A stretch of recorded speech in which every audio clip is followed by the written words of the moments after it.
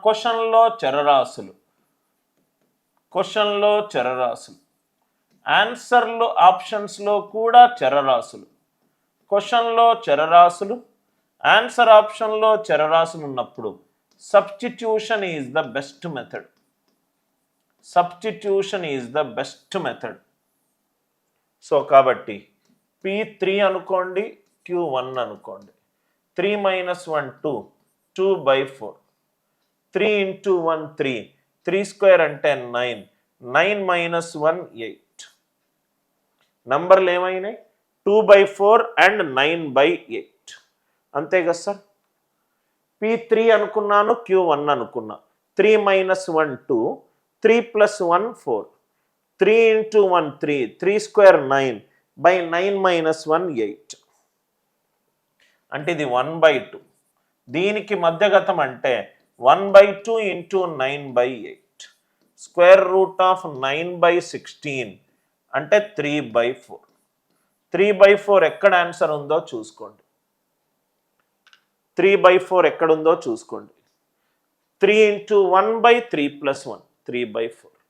కాబట్టి ఇవి ఆన్సర్స్ కావు. PQ/P + Q, PQ/P + Q. Same ఇదే. ఇట్లాంటి మనము ఆల్రెడీ చేశాం కాబట్టి నేను మీకు రైట్ హింట్ ఇస్తున్నాను సార్. A3 అనుకోండి, B2 అనుకోండి. 3³ + 2³ 27 + 5 8 35. 3 - 2 1. 3 స్క్వేర్ - 2 స్క్వేర్ 9 - 4 5 by 3 స్క్వేర్ 9 - 6 + 4. అంటే ఇది 35, 5 by 9 - 6 3, 3 + 4 7. 35, 5/7 అయింది. దీనికి మధ్య అనుపాతం 35 × 5/7. 7 5s are 35. √25 అంటే 5. ఆన్సర్లో 5 ఎక్కడ వస్తుందో చూసుకోండి. ఆన్సర్లో 5 ఇక్కడ రావట్లేదు, ఇక్కడ రావట్లేదు, ఇక్కడ రావట్లేదు, ఇక్కడ రావట్లేదు. Are you all with me? Right. So కాబట్టి ఇక్కడ ఇంకేముంది సార్? ఇక్కడ మీరు అబ్జర్వ్ చేస్తే 3 + 2/3 - 2, 3 + 2 అంటే 2 ఆప్షన్లు ఉన్నాయి. కాబట్టి వేరే వాల్యూ పెట్టుకొని చెక్ చేసుకోండి. వేరే వాల్యూ పెట్టుకొని A3 B1 పెట్టుకోండి, చెక్ చేసుకోండి. ఒక ఆప్షన్ని తీసేసేయండి. A3 B1 use it. Right. పెట్టుకొని ఒక ఆప్షన్ ఎక్కడ మ్యాచ్ అవుతుందో అక్కడ చూసుకోండి. Right. Are you all with me? Right. ఇక్కడ జస్ట్ చెక్ చేసుకోండి సార్. A3 1 పెట్టుకుంటే ఏమవుతుంది? 27 + 1 28. 3 - 1 2, 9 - 1 8 by 9 - 3 + 1. 28/2 14. 14, 8 9 7. సో ఇదేమవుతుంది? 14 8/7 అంటే square root of 14 × 8/7. Square root 16 అంటే 4.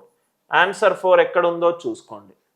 3 + 1, 3 + 1/3 - 1. ఇది పోయింది. మీరు 2 ఆప్షన్లు కనుక ఎలిమినేట్ అయిపోయింది అనుకోండి. రైట్. ఇంకో 2 వాల్యూల కంటే ఇంకో ఏదో ఒక వాల్యూ చెక్ చేసుకొని చూసుకోండి. క్వశ్చన్లో వేరియబుల్స్, ఆన్సర్లో వేరియబుల్స్ ఉంటే సబ్స్టిట్యూషన్ మెథడ్ యూజ్ చేయాలి. సబ్స్టిట్యూషన్ మెథడ్ యూజ్ చేయాలి. 61st question, third proportion. Concept ఏంటి sir? Third proportion of A and B. Concept ఏంటి? Third proportion. Third proportion of A, B it is B² / A. B² / A అంటే ఏమవుతుంది answer? 48² / 36. ఇక్కడ చూడండి sir. Solve చేసే ముందు answer unit digit చేద్దాం. 48 × 48 / 36. 8 8s are 64. 6 × unit digit ఎంత ఉండాలి? నాకు 4 రావాలి. 6 × యూనిట్ డిజిట్ నాకు 4 రావాలి. 6 × 6 36. 6 × 8 48. ఇది కూడా పోయింది. సో నాకు బి ఆప్షన్ పోయింది, సి ఆప్షన్ పోయింది. by using unit digit. 8 8s are 64, 4. 6 into 6, 36. 6 into 8, 48 కానే కాదు. దాని తర్వాత నాకు 54 ఉంది ప్లస్ 64 ఉంది. నా ఇక్కడ చూద్దాం సార్, మామూలు మల్టిప్లికేషన్లో right, సపోజ్గా 12 4s are 12 3s are 3 16s are, ఇలా చేస్తే 64 ఆన్సర్ వస్తుంది. నా ఇక్కడ చూడండి సార్, 48 into 48 డివైడెడ్ బై 36, ఇది 4తో డివైడ్ అవుతుంది, ఇది 4తో డివైడ్ అవుతుంది. అంటే ఇంకో ఆన్సర్ 4తోటి డివైడ్ అవ్వాలి, ఆన్సర్ 4తో డివైడ్ అవ్వాలి. 54 కాట్లేదు, 54 కాట్లేదు, 54 కాట్లేదు. ఆర్ యు ఆల్ విత్ మీ? ఒకటి క్యాల్కులేషన్ పద్ధతి, యూనిట్ డిజిట్ చూస్తే 8 8s are 64, 6 4s are 24. కాబట్టి ఆప్షన్ బి, ఆప్షన్ సి ఎగిరిపోయింది. 54 అనేది తప్పు, ఎందుకనంటే ఇది 4తో డివైడ్ అవుతుంది, ఇది 4తో డివైడ్ అవుతుంది, ఇంకోటి 4తో డివైడ్ అవుతుంది. కాబట్టి ఆన్సర్ 4తోటి డివైడ్ అవ్వాలి. మీరు ఏ వాల్యూ అన్న చేసుకోవచ్చు, మీకు ఆన్సర్ ఈజీగా వస్తుంది. ఏదన్నా తీసుకోండి, A1 B2 ఏదైనా మీరు తీసుకోండి right. P is the third proportion of 3 and 9. అంటే P ఏమవుతుంది? B square by A. 9 square by 3, 81/3 ఎంత? 27. 6 27 4 అండ్ ఫోర్త్ ప్రపోర్షన్ X. కాబట్టి ఏమవుతుంది? 6 into X is equivalent to 27 into 4. 27 into 4. 7 4s are 28. Answer unit digit 8. Answer unit digit 8. ఇక్కడ కూడా 8 ఉండాలి. 6 into 10 తప్పు, 5 లేదు. 6 into 3/2 తప్పు, 6 into 8 48 8. 48 8. అందరికీ లాజిక్ క్లియర్గా అర్థమైంది అనుకుంటా. I hope the idea it is very much clear. Third proportion of 3 and X, మూడవ అనుపాతము అంటే ఎంత sir? x²/3 is equivalent to 27. x² is 81, అంటే x వాల్యూ ఎంత? 9. x వాల్యూ ఎంత? 9.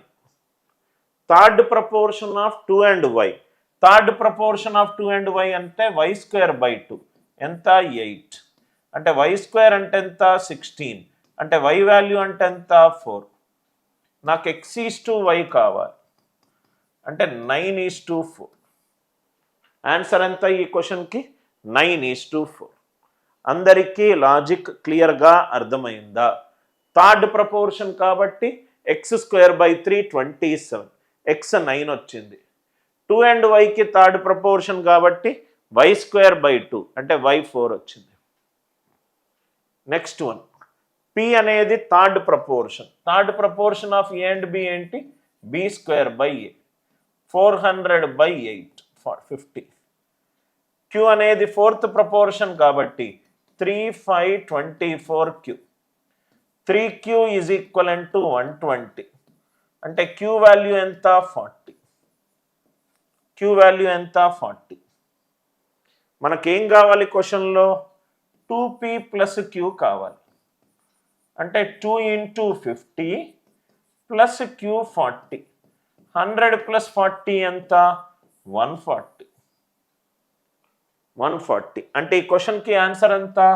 140. క్వశ్చన్కి ఆన్సర్ ఎంత? 140. అందరికీ లాజిక్ క్లియర్గా అర్థమైంది అనుకుంటా. థర్డ్ ప్రపోర్షన్, థర్డ్ ప్రపోర్షన్ ఏమవుతుంది?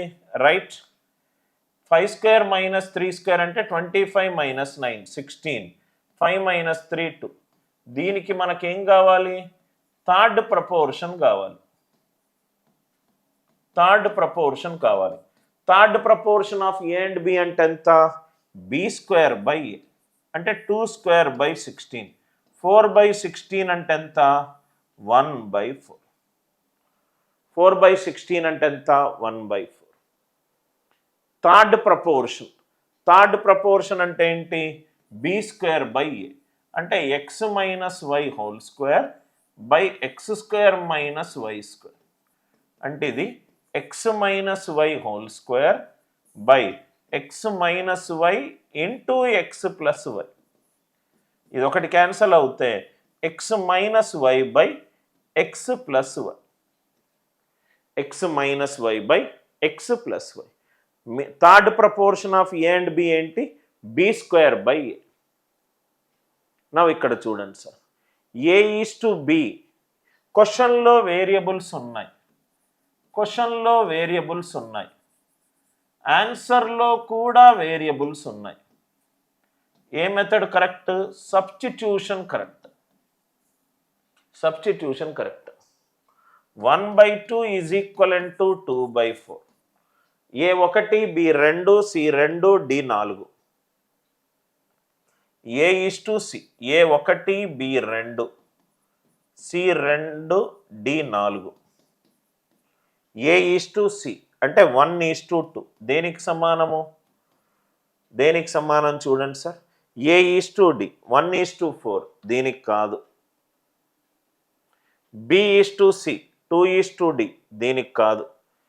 A plus B 1+2 3, 2+4 6, 3:6, 1:2.